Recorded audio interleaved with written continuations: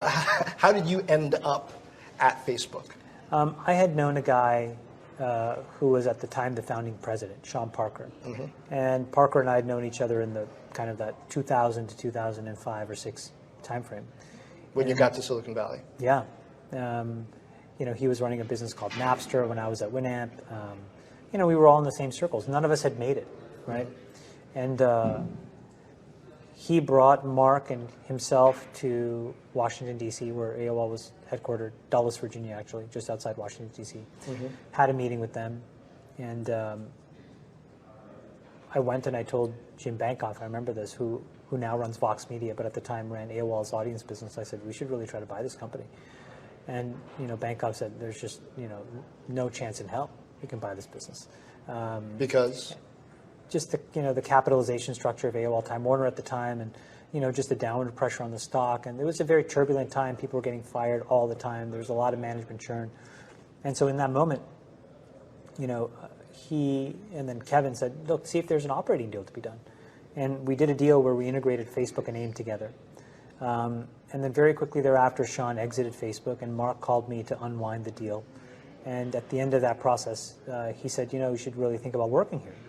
And then I kind of met the other senior guys, and I said, yeah, let's take a shot. And, why? Because you hadn't ever worked for a really small outfit before. I mean, yeah. You went into this prestigious technology company in Canada and cut your teeth there. I mean, yeah, you were doing derivatives trading for a bank, decided, yeah, it was going to eat your soul, so you wouldn't continue to work there, but it was big. You ended up at AOL, which was huge at the time. What gave you the guts to go with this little company run by this maybe he wasn't a teenager anymore, but just barely. I think he was 19. Yeah. I don't know. Gut decision? One of the few that works out? No, actually, it was about risk management. I remember thinking to myself, I had left AOL at the time, and I'd been recruited to work at a venture firm, Mayfield. And I was getting paid what felt to me like all the money in the world at the time. I'm happy to tell you, $250,000 a year, huge amount of money for me. This was like line of sight to, getting completely out of student debt, getting my parents completely sort of like into a situation where they could afford a house, help subsidizing some of my sisters. And I had been, half my paycheck every year every year was going back to my family. So it's not like I even was able to celebrate any of the trappings of anything, because take my salary, divide it by 2 for taxes, then divide it by 2 again, and that was my effective salary. So in any event, I remember thinking to myself, okay, well, here's what my expected value is at Mayfield over the next 5 years. And I said, what is the distribution of outcomes at Facebook? And I basically, most of the scenarios were less than it. But there were a few scenarios where I could make a case that it could be equivalent to what I would make at Mayfield over a 4-year period, and in a very, very small number of cases where it would be in excess. And I said, okay, the mathematical answer is that it's probably easier to just stay where I am. And then I said to myself, but if I can go there, and if this thing does fail, so meaning the outcome is in one of those kind of like equivalent or worse situations, what will I still have? And what I said to myself was, I will have met some of the smartest people in the world, and I'll be in the game. And I will have learned something about myself, of whether I can do something at a really early stage scale, and whether can I do this on my own. Am I sort of like, have I been trained now, and am I ready to execute? And so I took the shot for most of those reasons. And what was funny at the time was I actually had an offer, or somebody was recruiting me to be CEO of a business. What kind of business? It was like some internet business. I can't even quite honestly remember. I just remember getting called, thinking to myself, wow, maybe I could be the chief versus the Indian. Mm-hmm.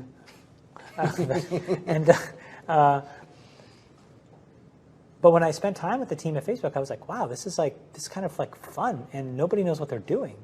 And I thought that's probably a place where I can learn something.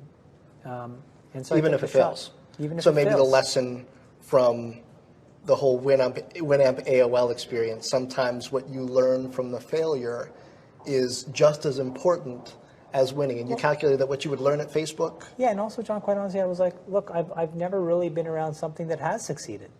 So I mean, I know what failure feels like, and it feels okay. I mean, it's not life-threatening. Like, life goes on. Like, you try some stuff, some works, some doesn't. You're subject to market conditions, you're subject to internal politics, and I'd kind of become relatively resilient, and I just thought, how much worse could it be than that? And so I was like, yeah, I'll probably learn a lot. It seemed like it was the next arc after AIM and ICQ to me, right? Because I had been so deep in that business where I could tell, like, there's something that Facebook was scratching the surface on, especially in a world post-MySpace and post-Friendster that was really unique. It had just started to figure out how to experiment with algorithmic feeds. And so there was enough surface material there where I was like, I'm going to learn a ton.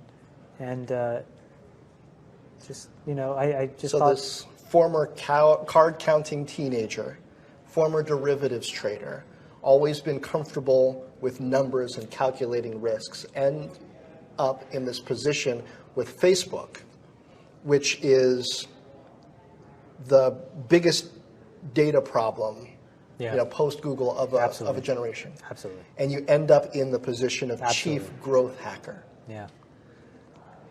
You're tackling the kinds of problems having to do with people and outcomes that the technology world has never really wrestled with before. No, and in fact, I think what we're learning now is how complicated and nuanced these issues really are.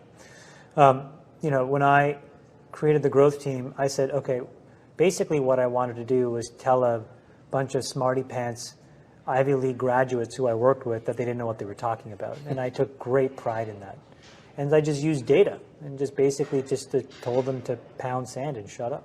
But one of those smarty pants Ivy League people was Mark Zuckerberg himself. Yeah, although to his credit, he really wasn't, because he dropped out after 9 months. Right. And he was actually open to the truth, more so in a way of anybody that I've ever seen. He loves the truth.